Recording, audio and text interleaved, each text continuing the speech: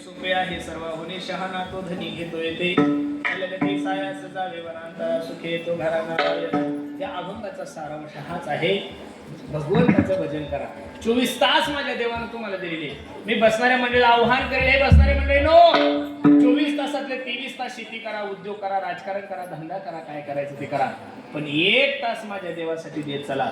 अरे तुम्ही जर त्याच्यासाठी नाही वेळ दिला तर तुमच्यासाठी कसा देईल गड्यानो. तुका म्हणे तुला सोडवी ना कोणी, एका चक्रपाणी वाचोनिया. अरे भगवंताशिवाय जर तुम्हाला या कलियुगातून कोणी सोडत नसेल तर बसणारी मंडळी 4 पावलं त्याच्यासाठी आपण चाललं पाहिजे. अरे तुम्ही 2 पावलं चला, 10 पावलं माझ्या जगाचा मालक येईल. याद आएगी उनको कभी ना कभी, कृष्ण दर्शन तो देगी कभी ना कभी.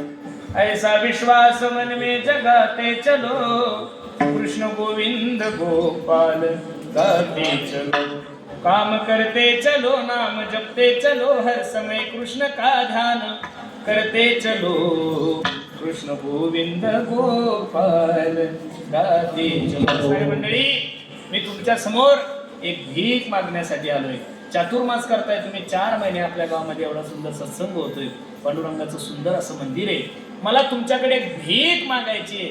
पहिल्या दिवसाचा कीर्तनकार आहे, आजपासून जीवनामध्ये प्रत्येकाने संकल्प करा की महाराज मी न चुकता कमीत कमी 11 वारी तरी रामकृष्ण हरी या मंत्राचा जप करील मी, असं समजून माझं कीर्तन सार्थक झालं गड्यानं.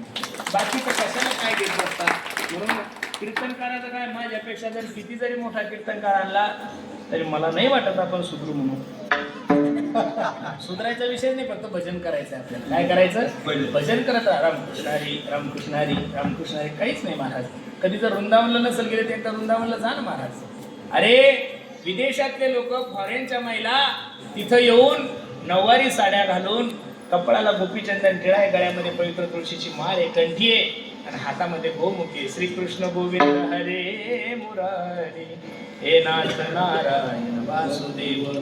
मला आश्चर्य याचं वाटतं, ते विदेशातून येऊन आपल्या भारतात येऊन नऊवारी साड्या घालतात आणि आपले भूत वृंदावनला गेले की पंजाबी घालतात. इतकी बावळे माणस, म्हणजे कठीण ताळा झालाय आपल्या लोकांना. म्हणजे जर असं जर हातात माळ दिसली, लोक माझा लय ढोंग करायला लागला. एखाद्या जर माळ घातली लोक करून करून भागला आणि परमार्थाला लागला. अरे करू दे ना बाबा, आता तरी पुढे मागचं पाऊस नका, आता तरी पुढे हाची उपदेश नका करू नाश आयुष्याचा. म्हणून बसणाऱ्या सर्व मंडळी माझी विनंती आहे, बाकीच्या भानगडी करू नका. माया हो, जास्त उपवास करण्यापेक्षा एक एकादशी धरा आणि एक सोमवार धरा. बाकीचे उपवास करण्याच्या भानगडीत पडू. तुम्ही एखाद्या दिवशी भाकरी खातात, मंगळवार धरतात, गाढ वर्षात खाल्लं पाप ना पुण्य, काहीच फायदा नाही महाराज. एखाद्या दिवशी भाकरी खातात आणि गुरुवार करतात, काहीच फायदा नाही. काही लोक म्हणतात आम्ही गजानन बाबाचा गुरुवार करतो, चांगली गोष्ट आहे. काही म्हणतात आम्ही साईबाबाचा उपवास करतो, चांगली गोष्ट आहे. काही लोक सांगतात आम्ही स्वामी समर्थाचा गुरुवार करतो, खूप चांगली गोष्ट आहे. मग इथं बसणाऱ्या सर्व मंडळीला माझा प्रश्न आहे, माझ्या प्रश्नाचं उत्तर द्या आणि नंतर मग गुरुवार धरा. साईबाबा जन्माला येण्याच्या अगोदर, स्वामी समर्थ जन्माला येण्याच्या अगोदर, माझे गजानन बाबा जन्माला येण्याच्या अगोदर गुरुवार कोणाचा होता सांगा मग धरा.